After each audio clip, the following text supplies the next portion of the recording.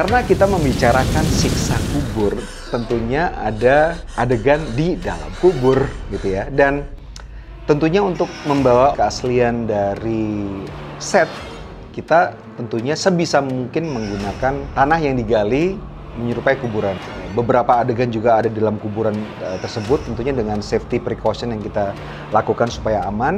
Tapi ada juga yang kita gunakan di studio. Jadi kombinasi antara real life, tanah yang digali sebagai kuburan, dan set kita di studio kita combine untuk menciptakan sebuah pengalaman yang sangat claustrophobic buat penonton. Jadi ketika nanti penonton nonton film Siksa Kubur, ada beberapa kejadian adegan dalam kuburan yang akan membawa penonton betul-betul masuk ke dalam kuburan.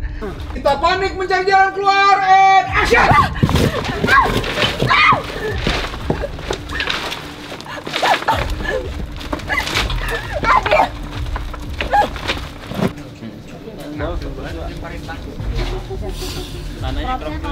Itu sih aku tuh ya dari awal tuh aku tuh udah super overthinking sih, apalagi waktu pas pertama kayak apa ya ini ya, schedule syuting hari pertama tuh tiba-tiba udah ada di dalam kubur, kayak langsung di dalam kubur. Berarti kan itu memang udah agak di tengah film dan emosinya udah lumayan campur aduk kan. Terus kayak yang ini nggak bisa ya kita agak dari bawah dulu gitu, enggak, udah ayolah, seru lah gitu. Ya udah, tapi untungnya sih waktu pas scene di dalam kubur pertama kali itu wow, campur aduk sih suasananya, perasaannya tuh kayak gimana ya, ternyata gue ada di liang kubur nih kayak gini gitu ya.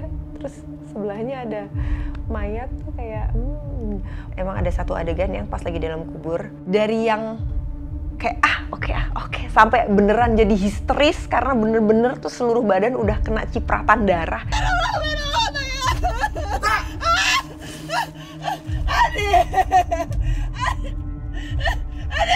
Kalau technical mungkin lebih banyak di Farah ya. Secara teknis mungkin untuk treatment shot tertentu yang lumayan panjang, itu persiapan emosi, persiapan untuk blocking itu bisa menjadi tantangan tersendiri memang. Tapi balik lagi, karena semuanya dipersiapkan oleh tim Asrada dengan sangat baik, oleh Pinung juga dan teman-teman Asrada lainnya, itu udah sangat clear.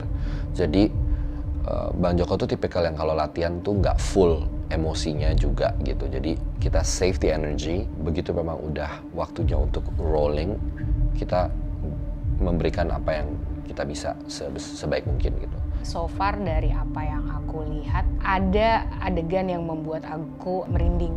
Merinding bukan karena takut atau apa, tapi lebih kepada jadi mikir hidupku sendiri sih dengan melihat adegan itu gitu. Because menurut aku film Siksa Kubur ini it's another different kind of horror dari apa yang udah pernah kita buat. Lebih membuat kita jadi berpikir tentang hidup kita, lebih membuat kita ingin memperbaiki hidup kita mengingat dengan adanya siksa kubur itu nanti yang kemungkinan besar akan kita lewati setelah kita meninggal. Untuk film Siksa Kubur tentunya kalau cerita sehari-harinya bisa diperankan oleh aktor ya, tapi ada beberapa adegan yang mungkin tidak bisa menggunakan manusia asli, mengharuskan kita menggunakan replika dari manusia gitu. Jadi kita bangun dummy-nya real life dan itu meticulous sekali, bukan cuma mukanya yang memang di molding dari aktor aslinya, tapi bahkan rambut tangan, rambut facial hair, hal-hal kecil yang secara detail ada dalam diri seorang aktor itu kita bangun betul-betul supaya betul-betul real, dan memang terasa real banget sampai ketika syuting itu aktor yang berinteraksi dengan replika manusia ini katanya dapat goosebump atau merinding karena memang it looks very real gitu. Mungkin yang ngebedain Siksa Kubur sama film Abang sebelumnya bisa dibilang di sini penggunaan darahnya lumayan banyak gitu. Jadi tangan tuh selain penggunaan darah ya, penggunaan amplas juga banyak. Jadi tangan udah pasti coklat-coklat, terus kasar ya, terkelupas semuanya gitu kan. Jadi level darahnya lumayan meningkat. Kendala pada saat syuting udah pasti ada. Semua syuting pasti nggak ada yang semuanya lancar sebagaimana kita mempersiapkannya sebelumnya gitu ya. Yang paling lumayan pusing gitu ya pada saat scene mesin cuci. Pada saat scene mesin cuci itu ada beberapa part yang kita menggunakan prostetik gitu ya untuk adegannya gitu. Jadi kita mencari cara bagaimana nih untuk pada saat syutingnya ini bener-bener sempurna sesuai dengan apa yang kita mau. Adegan di laundry juga menarik sebenarnya. Itu kita bener-bener mengcombine CG dengan prostetik. Kita ngambil result wajahnya Ibu Christine, terus kita tempelin di prostetik, lalu kita animate dan simulasiin gimana kulitnya tuh kayak ketarik kecabut ke dalam mesin cuci.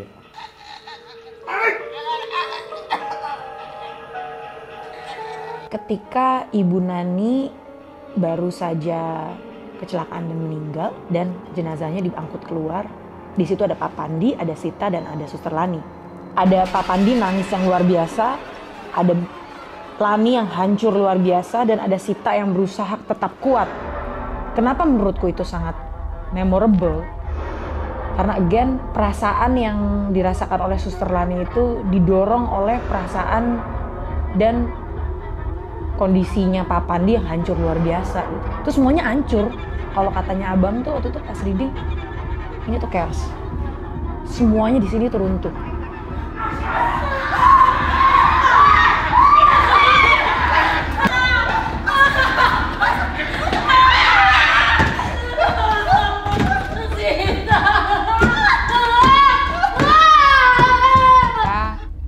Selalu mencoba hal-hal yang baru di setiap film yang akan kita kerjakan, dan itu pastinya memberikan kita tantangan yang baru juga. Dan memang di film ini ada beberapa adegan yang menurut saya memang agak teknikal lah, sehingga juga persiapannya kita membutuhkan banyak workshop, latihan-latihan untuk mencari cara bagaimana untuk mendeliver adegan itu dengan efektif, dengan efisien, tapi yang paling penting dengan aman untuk semua yang ada nanti di lokasi. Di sini peran saya tidak banyak kalau nanti nonton ya, tapi Joko itu membuatkan sangat detail background dari karakter Inayah ini, dari kecil sampai dia besar, sampai akhirnya menjadi karakter yang sekarang dan sudah siap untuk scene yang akan saya mainkan. Karena film ini, terutama naskahnya,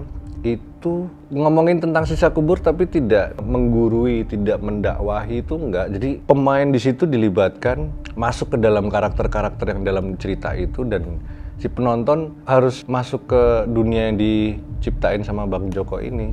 Jadi surprise waktu ngeliat naskahnya ini. Di film ini aku beruntung sekali karena bekerja dengan dua aktor dengan range umur yang sangat jauh, dua aktor dari era yang berbeda, dan aku yang ada di tengah-tengahnya gitu. Ini benar-benar kolaborasi lintas usia gitu, dan ngelihat betapa kerennya anak muda zaman sekarang bermain bersama Widuri. Energinya besar banget, so pure, nyenengin banget.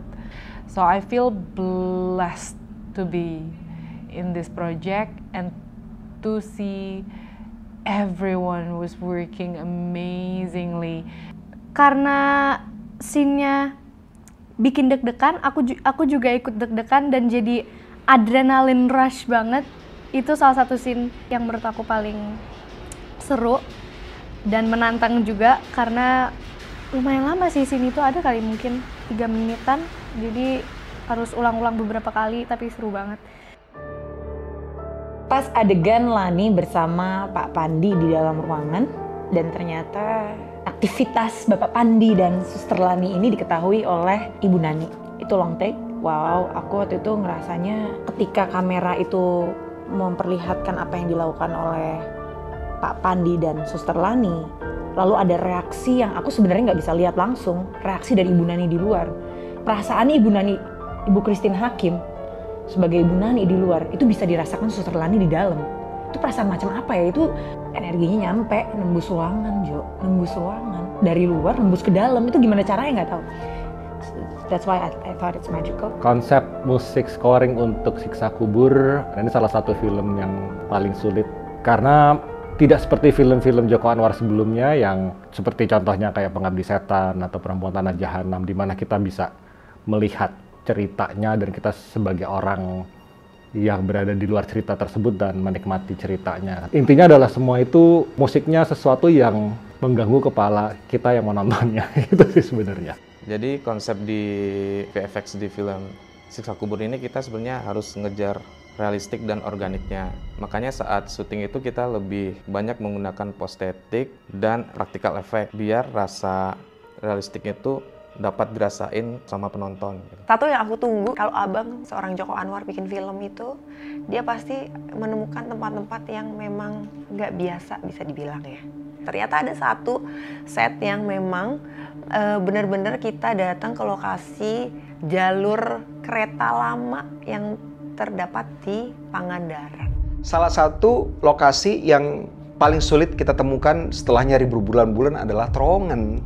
Dan akhirnya kita temukan di Pangandaran. Jadi ada Pangandaran dan di atasnya itu ada bukit dan kita temukan beberapa terowongan. Dan ternyata terowongan ini adalah terowongan yang ketika zaman Belanda dibangun untuk dilewati oleh kereta-kereta pembawa kargo, pembawa barang gitu. Jadi kalau misalnya adegannya gelap hanya menggunakan senter ya para kru dan para aktor ketika beradegan di terowongan ya hanya bekal senter aja gitu. Betul-betul seperti kejadian sebenarnya dan seperti kita mengalami filmnya in 3D. Sebuah pengalaman yang nggak bisa terlupakan dan kita berharap ini juga bisa dirasakan oleh penonton nanti ketika menonton film Siksa Kubur di bioskop. Tapi kita harus jalan kaki melewati kampung. Aksesnya terbatas, jalanannya menanjak, belok-belok, sebelah kanannya tebing, sebelah kirinya jurang.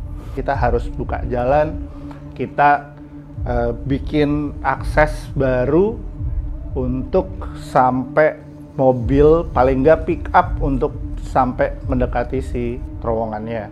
Kita memang terowongannya panjang banget gitu dan untuk treatment kameranya Bang Joko itu cukup semuanya handheld dan semuanya bergerak tidak hanya ke satu sisi tapi ke kanan ke kiri dan karena bentuk lorongnya lurus semua kru nggak ada yang bisa ngumpet di situ gitu. Ketika baca skripnya di Siksa Kubur sih gue langsung anjing makin susah ya tiap bikin film sama Joko Anwar gitu. Jadi waktu habis baca skripnya ya senyum-senyum aja sih dulu sambil mikirnya gimana ya bikinnya. Terowongan, jadi ketika kita syuting di sana sebelum syuting itu ada check set. Sebelum syuting saya record semuanya itu dari full luar terowongan sampai ke ujung terowongan satunya. Itu nggak ada kendala, semuanya aman, sinyalnya aman, secara sound juga aman. Tapi ketika kita syuting di esokan harinya, itu semuanya kayak langsung ada distorsi sinyal segala macem yang aneh sih. Sinyal-sinyal yang masuk dalam tanda kutip yang mungkin mencoba untuk berdialog. Hampir semua take pasti ada kendala seperti itu sih di terowongan terutama. Terus scene di situ juga berat. Aku juga di situ ketemu sama Adil yang tiba-tiba menghilang. Kayak aku udah nggak tahu lagi mau gimana. Sudah secapek itu. Sempet waktu aku awal-awal masuk ke terowongannya, aku sampai nanya, ada orang kan di dalam, ada orang kan? Waktu awal doang, waktu aku masuk terowongan, aku takut di situ doang, soalnya baru pertama kali aku ke situ. Tapi lama-lama aku udah bisa bolak-balik sendirian karena aku tahu pasti banyak yang jagain juga, bukan makhluk ya, dan banyak juga yang jagain. Oke teman-teman, biasanya kalau syuting masalah kita adalah overtime, masalah kita kali ini adalah undertime.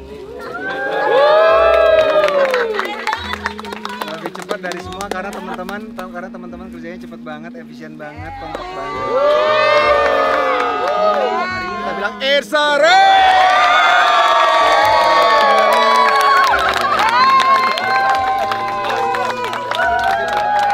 Sita.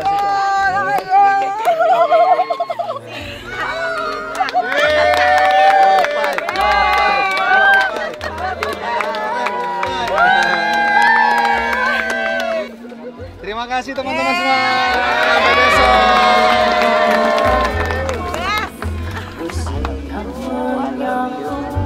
Kedatangan hati yang